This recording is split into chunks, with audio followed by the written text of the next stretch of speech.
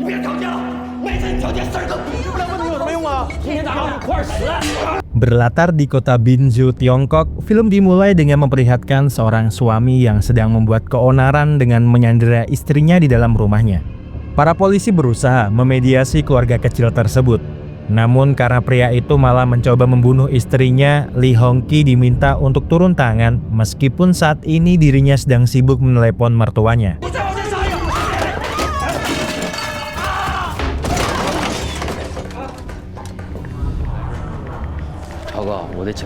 Setelahnya, Hongqi meminta Chow membuatkan surat cuti untuk dirinya dalam beberapa hari ke depan. Karena dia akan pergi ke Haijiao menemui mertuanya untuk melakukan pernikahan yang pantas di sana bersama dengan Taozi. 2 tahun lalu dia memang sudah menikahi Taozi. Tetapi karena waktu itu mertuanya tidak datang dan sekarang mertuanya ingin memberikan kejutan kepada istrinya, Hongqi pun harus pergi ke Haijiao demi menyenangkan perasaan mertuanya. Ketika Hongqi sudah berada dalam pesawat, dia sempat mengabari Taozi jika dia akan pergi sementara ke luar kota untuk menyelesaikan sebuah pekerjaan. Hongqi meminta istrinya itu untuk tidak perlu khawatir, karena bila pekerjaan yang dia lakukan telah selesai, Hongqi berjanji akan memberikan sebuah kejutan untuk dirinya.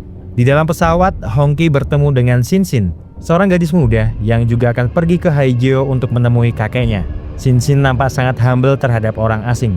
Bahkan ketika dia melihat Hongqi yang sedang mabuk udara, dirinya mencoba membantu Hongqi agar bisa kuat selama dalam perjalanan mereka.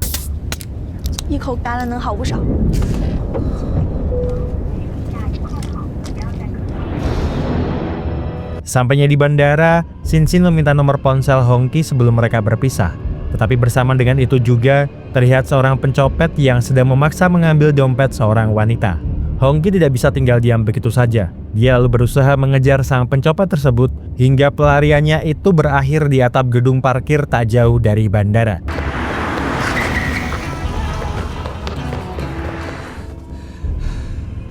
Hongqi meminta sang pencopet memberikan dompet yang telah dicurinya.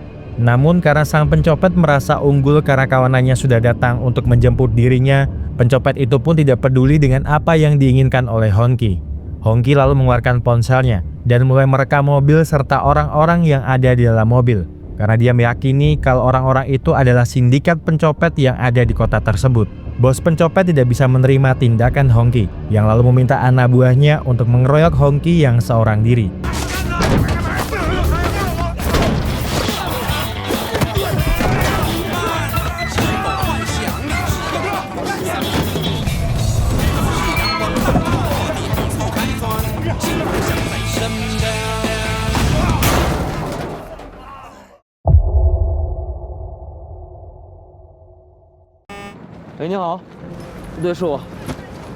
Setelah peristiwa itu, Hongqi sebenarnya berencana ingin mengantarkan Xin pulang ke tempat kakeknya. Namun karena tiba-tiba dia mendapatkan telepon dari kantor polisi yang mengabari dirinya kalau ibu mertuanya kini berada di sana, dia pun lalu menitipkan Xin kepada sang sopir taksi agar bisa mengantarkannya ke tempat tujuan dengan selamat.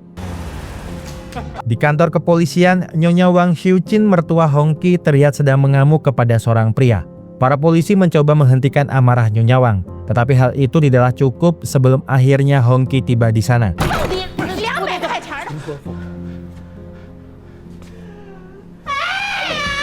Di hadapan menantunya, Nyonya Wang berpura-pura kalau dia adalah korbannya. Namun pihak polisi pun menjelaskan jika sebelum dia dibawa ke kantor polisi, ibu mertuanya itu sudah mengamuk dan merusak barang-barang milik pria itu. Setelah urusan di sana selesai, Hongqi pun pulang. Dia sempat bertemu dengan Sun Biao, wakil kepala kepolisian yang nampaknya sangat mengenal betul sepak terjang Hongqi selama menjadi polisi. Sun Biao kagum dengan kemampuan bela diri milik Hongqi, tetapi dia mengingatkan Hongqi jika dunia saat ini sudah berubah dan cara menegakkan hukum secara beradab lebih diutamakan dibandingkan dengan kekerasan. Sementara itu, taksi yang dinaiki oleh Xin mengalami sebuah kecelakaan. Sang sopir lalu meminta Xin untuk turun dan mencari taksi yang lainnya. Xin kesal, tapi dia menuruti permintaan sang sopir.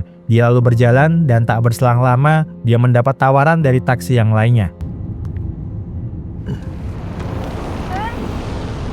Sebelum sampai ke tempat tujuannya, sang sopir sempat berhenti sebentar di sebuah lahan kosong untuk sekedar buang air kecil.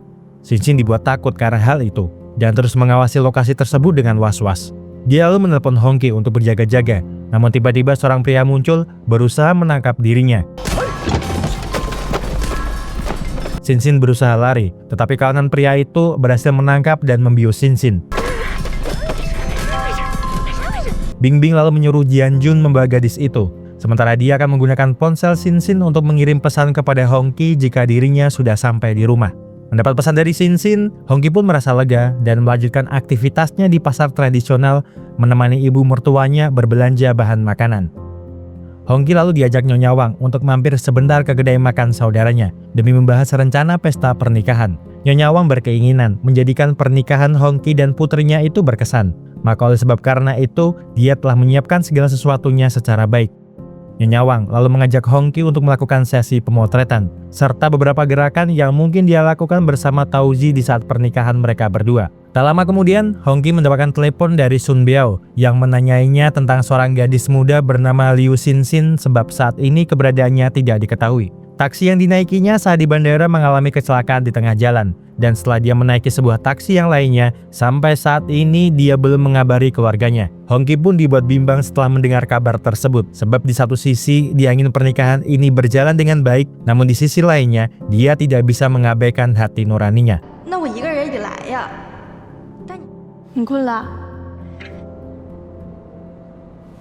Hongki pun lalu meminta izin ibu mertuanya itu untuk keluar sebentar, beralasan akan mencari musik pengiring pernikahan, namun sebenarnya itu hanyalah sebuah alasan demi dirinya bisa menemukan di mana keberadaan Sinsin. Hongki lalu bertemu dengan Sun Biao di kantor kepolisian, agar dia bisa mendapatkan informasi tentang hilangnya Sinsin. Sun Biao menolak memberikan apapun informasi mengenai kasus ini kepada Hongki, sebab dia bukanlah menjadi bagian kepolisian Haijiao. Apalagi kasus hilangnya anak-anak bukan kali pertamanya dalam beberapa minggu terakhir ini. Sun Biao meminta Hongki untuk pulang, namun Hongki menolak dan memilih berdiam diri di luar gedung kepolisian, sampai Sun Biao mengizinkannya untuk membantu mereka dalam memecahkan kasus ini. Melihat Hongki yang keras kepala seperti itu, Sun Biao pun akhirnya membiarkan Hongki ikut campur dalam kasus hilangnya Sinsin. Sun Biao mengungkapkan, jika taksi gelap yang ditumpangi oleh Sinsin memiliki plat nomor palsu. Saat ini tim pencari hanya terdiri dari beberapa siswa yang mereka pinjam dari akademi kepolisian. Hongki pun akhirnya ikut membantu pencarian Sinsin dan tak berselang lama mereka akhirnya mendapatkan lokasi keberadaan taksi ilegal yang membawa Sinsin pergi. Segera setelah itu, Sun Biao beserta dengan yang lainnya menuju ke tempat keberadaan mobil itu. Sun Biao meminta Hongki untuk tetap berada di mobil, sementara dia bersama dengan timnya akan menyusuri bangunan itu demi mencari keberadaan sang supir taksi.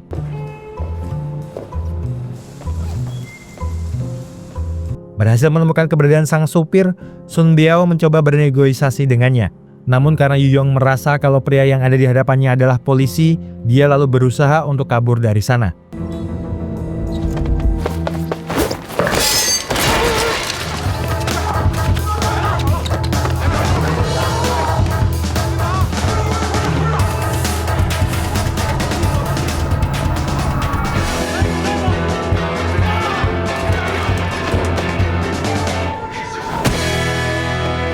Yu Yong berhasil ditangkap oleh mereka, tetapi di saat dia akan diinterogasi, beberapa preman datang ke sana berniat menagih hutang yang dipinjam Yu Yong dari mereka.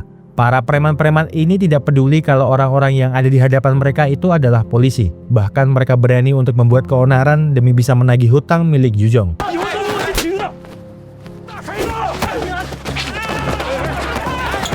Terjadi keributan di sana, dan Yu Yong berhasil memanfaatkan hal tersebut untuk kabur, tetapi Hongki yang sudah sampai di sana berusaha mencegahnya.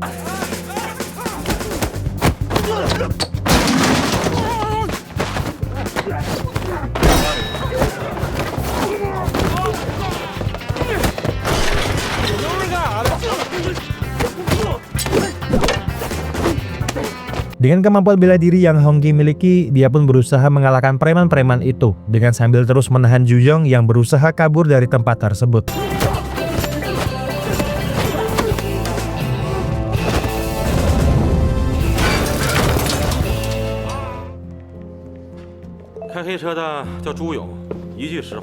Setelah lama diinterogasi, Sun Biao tidak bisa mendapatkan informasi apa-apa dari Yu Yong. Pria berambut pirang itu adalah penagih hutang dan tidak ada hubungannya dengan gadis itu. Semenjak Xin dinyatakan hilang, kakeknya terus berada di sini, memohon-mohon agar mereka segera menemukan keberadaan cucunya. Namun apalah daya, untuk saat ini mereka tidak bisa melakukan apa-apa. Kembali ke tempat ibu mertuanya, Hongki pun hanya bisa tertunduk lemas, tetapi dia tidak melupakan kewajibannya dengan mencarikan musik band pengiring pernikahannya, apalagi dirinya bisa mendapatkannya secara gratis. Kedua pamannya senang mendengar hal itu, karena jika mereka bisa mempunyai kenalan banyak orang, semua urusan pasti akan menjadi lebih mudah. Mendengar hal itu, Hongki pun lalu menunjukkan foto Yujong dan mengatakan kepada mereka bertiga jika sang pemimpin band meminta dia untuk mencari pria tersebut, karena orang itu mempunyai hutang kepada mereka. Segera setelahnya, Hong pun mulai mencari informasi tentang hubungan di antara Yujong dengan para penculik. Dan melalui informasi dari mulut ke mulut, Hong sampai di tempat seorang preman kampung bernama Tang Hulu.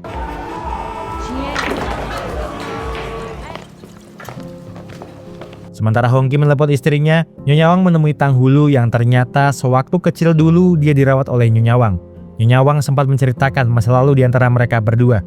Namun hal itu malah membuat Tang Hulu marah.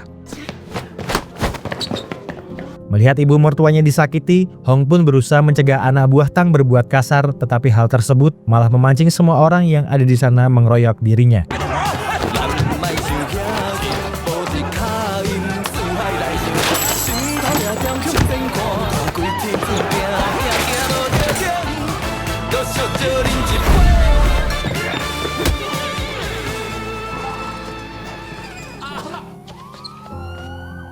Keributan itu pun akhirnya terhenti setelah polisi tiba di sana. Tang Hulu lalu diinterogasi oleh pihak polisi, menanyakan tentang apakah dia tahu seorang pria bernama Yujong. Tang pun menjelaskan jika dia tidak mengenal orang itu, namun anak buahnya pernah berhubungan dengan Yujong. Li Wen lalu bercerita jika Yujong sering datang untuk berjudi, dan dia pernah membuatkannya plat nomor palsu untuk sebuah mobil agar Yujong bisa melewati dermaga dengan aman. Semalam saat dia mendapatkan tugas berjaga, tak sengaja dia melihat banyak anak-anak keluar berlari dari mobil box, dan dia sempat merekam kejadian tersebut.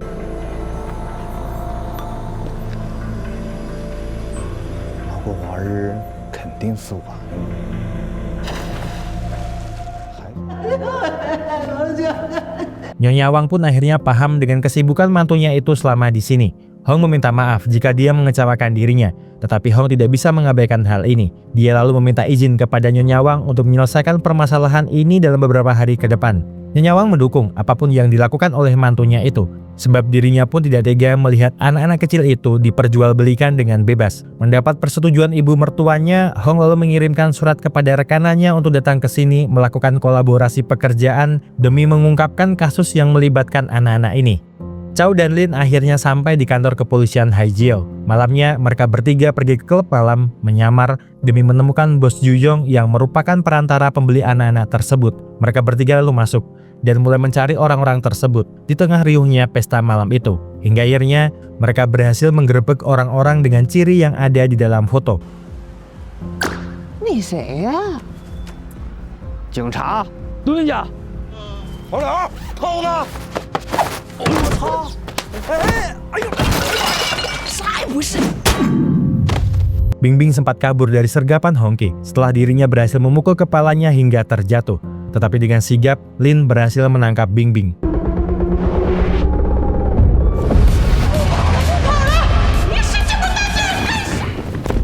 Peng yang bodoh diinterogasi oleh Hong, Chow, dan Sun Biao, bertanya tentang di manakah anak-anak yang telah mereka culik. Karena jika dia memberitahukan tentang di mana mereka, Sun Biao menjamin keringanan hukum atas dirinya. Dengan polosnya, Peng mengatakan jika waktu itu adalah kali pertamanya mereka membawa anak-anak itu ke dermaga, dan mereka melakukan itu hanyalah demi bisa mendapatkan uang tambahan untuk membeli narkoboy.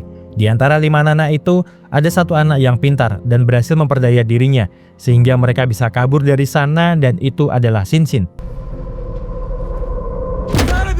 跑了！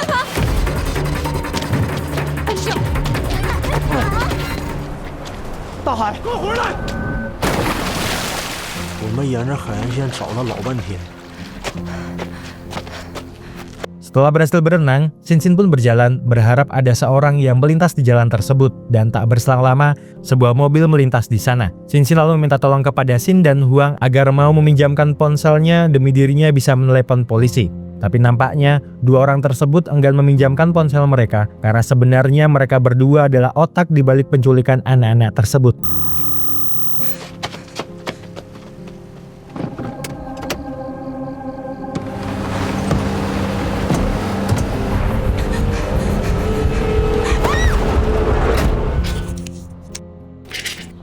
Pihak kepolisian pun akhirnya mendapatkan informasi tentang para penculik ini dari rekaman video yang diambil oleh Bingbing. Menurut catatan kepolisian, mereka berdua adalah sepasang suami istri yang merekrut para gelandang untuk menculik anak-anak. Mereka berdua mempunyai banyak klien yang siap menampung anak-anak itu, tetapi yang paling berpengaruh adalah si penjual ikan.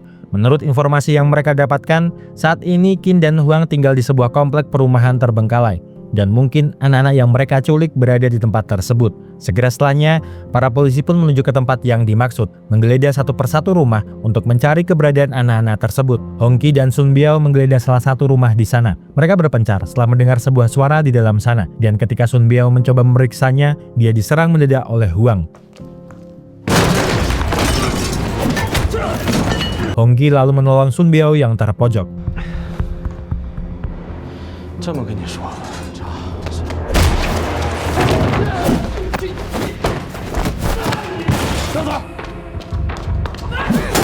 Pertarungan pun terjadi dan Hongki terpaksa melawan sendirian pasangan suami istri yang sangat jago dalam berkelahi itu.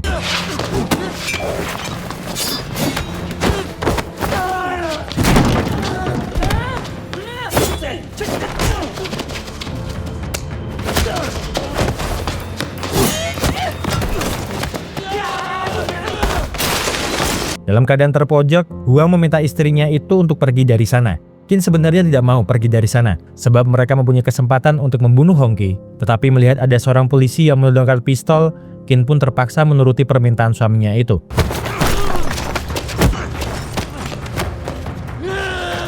Huang berusaha menahan Hongki mengejar istrinya, meskipun dia harus jatuh bangun dalam menghadapi Hongki.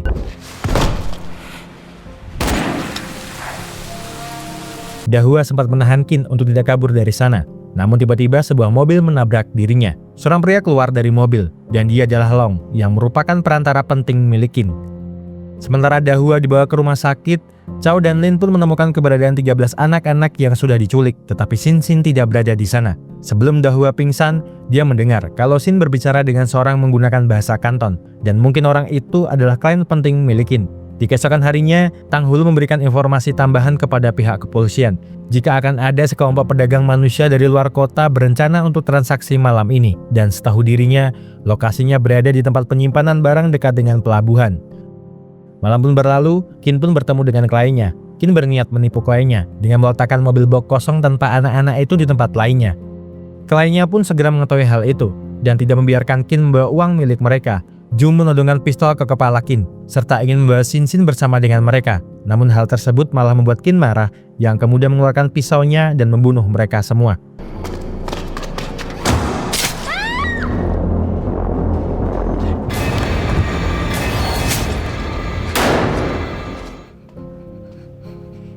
Dalam keadaan terluka, Qin berniat kabur dengan membawa Xin Xin beserta uang yang ada di dalam tas hitam. Sementara itu, pihak kepolisian telah berhasil menemukan data-data pribadi milik Qin yang datang ke kota ini melalui jalur ilegal.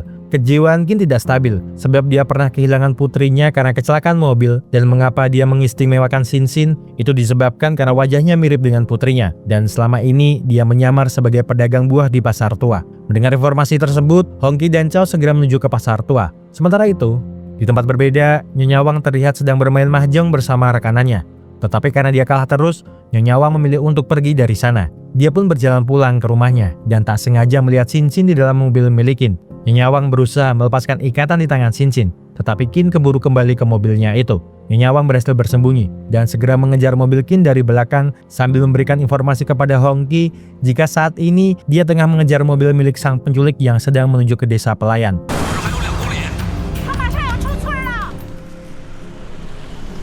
Hongki dan Cao berhasil mencegat mobil Qin, namun tiba-tiba ada sebuah mobil yang menabrak mobil mereka.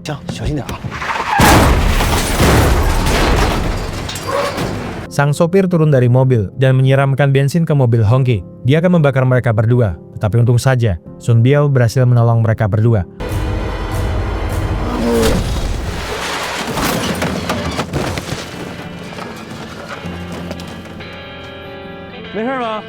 Sun Biao lalu meminta Hongki untuk mengejar sang penculik, sementara dia akan mengurusi masalah yang ada di sini.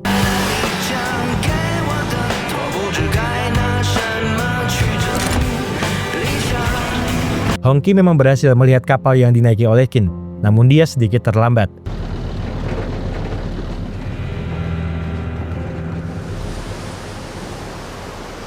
Xin dan Xin sampai di sebuah pulau yang dimiliki oleh Long. Di sana Long menyebut mereka berdua dengan hangat dan sempat menawari mereka berdua masakannya.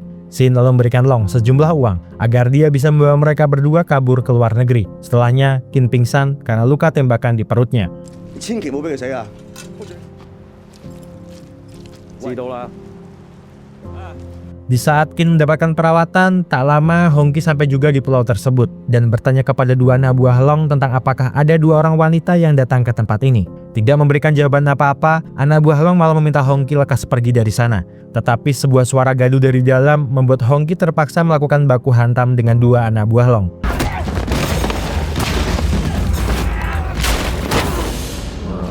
Hongqi sempat kewalahan dalam menghadapi dua anak buah Long.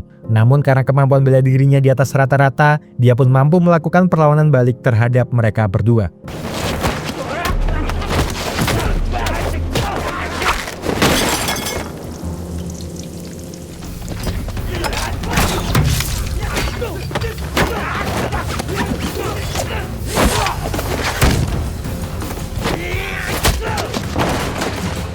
Melihat dua anak buahnya kalah, Long pun bergantian maju menghadapi Hongqi. Dan Hong yang menyadari kalau orang yang ada di hadapannya itu adalah orang yang menabrak Dahua, tak segan-segan membuat perhitungan sebelum dirinya mempertanggungjawabkan segala perbuatannya itu. Pertarungan seru pun terjadi di antara mereka berdua.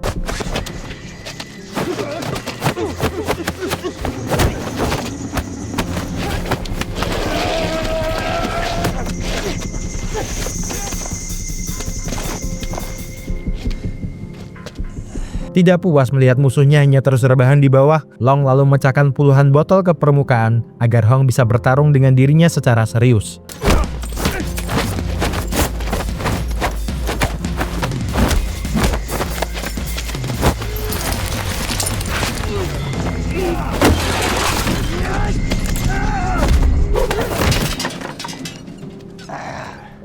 痛就唔好打啦。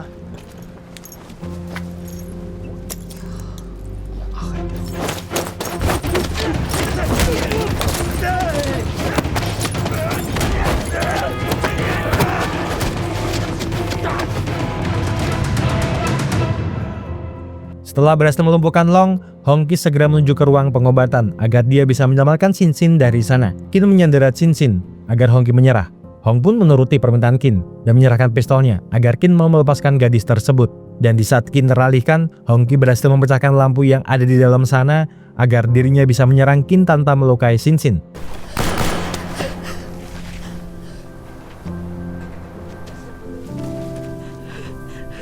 Hongqi dan Xin akhirnya bisa selamat setelah peristiwa itu. Para polisi pun terlihat menyambut mereka berdua di dermaga dan nampak senang melihat mereka berdua bisa kembali dengan selamat. Dan sebelum film berakhir, terlihat kalau pernikahan Hong dan Taozi tidak berjalan dengan sempurna, sebab segala sesuatu yang dipersiapkan oleh Nyonya Wang tidak berakhir dengan baik. Namun meskipun begitu, Hong dan Taozi tetap melangsungkan pernikahan, sebab yang terpenting itu adalah momen pernikahan ini. Terima kasih seluruh sudah menonton rangkuman film yang Mas Ahko persembahkan untuk kalian semuanya. Semoga terhibur. See you!